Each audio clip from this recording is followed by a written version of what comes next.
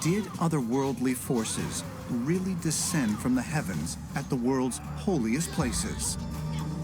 It may be that the world's faithful already know the truth. Or perhaps the truth will be withheld until someday in the future.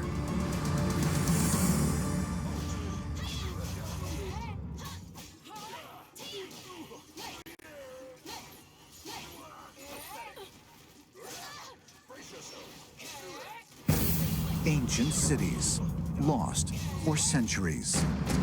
Dozens of people have risked their lives trying to find where Petite is. Treasures hidden deep underwater. The local people told me not simply that the ships fly over the lake, but they actually enter the lake. And secret chambers buried under the great Egyptian Sphinx. Gold was the flesh of the gods. Egypt had probably the best supply of gold anywhere in the ancient world.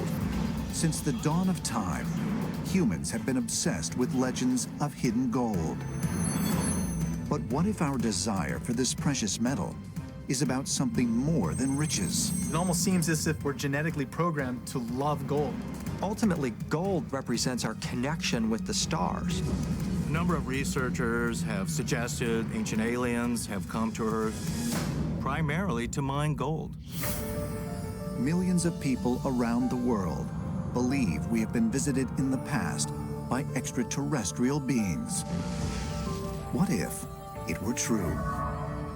Did ancient aliens really help to shape our history? And if so, might they have come here in search of gold?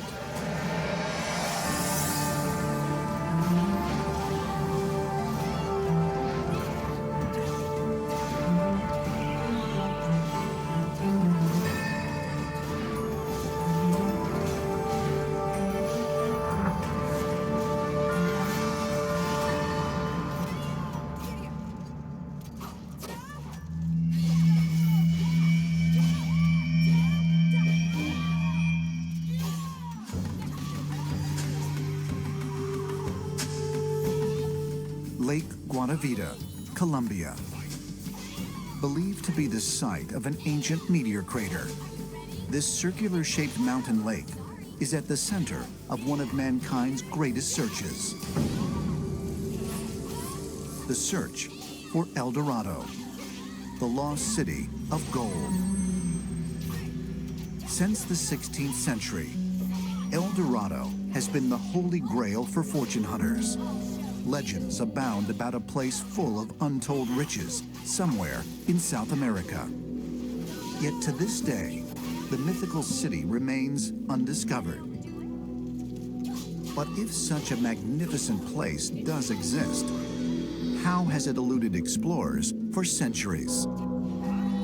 Some believe the answer lies within this mysterious lake. The story of El Dorado developed from the Lake Guatavita that was within the territory of the Muisca, or the Chibcha people, which was a chiefdom, not quite as high civilization as the Incas or as the Aztecs, but a chiefdom with civilization itself that had a lot of gold. The ruler in the southern half of the Muisca territory was known as the Zipa, but the conquistadors who arrived there in the 16th century called him El Dorado, Spanish for the Golden One. They gave him this name after observing the Muisca's most sacred ritual. The Zipa would float out on a royal barge to the middle of Lake Guatavita to make offerings of gold to a god believed to live at the bottom of the lake. It was said that the chief, adorned with resin and then adorned with gold dust, would jump into the water in order to wash the gold dust off, and that this gold would accumulate in that lake, and that golden objects as sacrifices would be thrown into that particular lake. And from that came the belief of El Dorado around Colombia.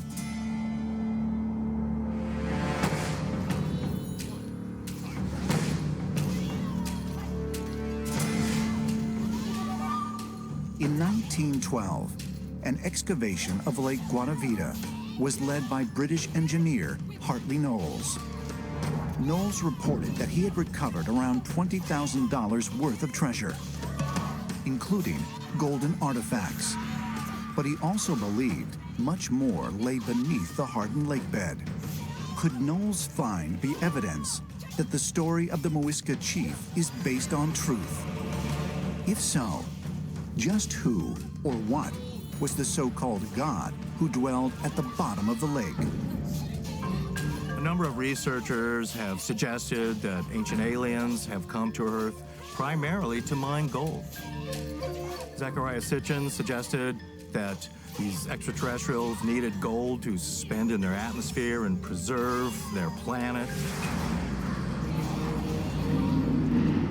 Is gold something that's really important to space exploration and to astronomy? Well, it actually is very important, and the reason why is because gold is an inert material. It doesn't react with anything. The other thing that's very important about it is that it is a wonderful conductor of electricity.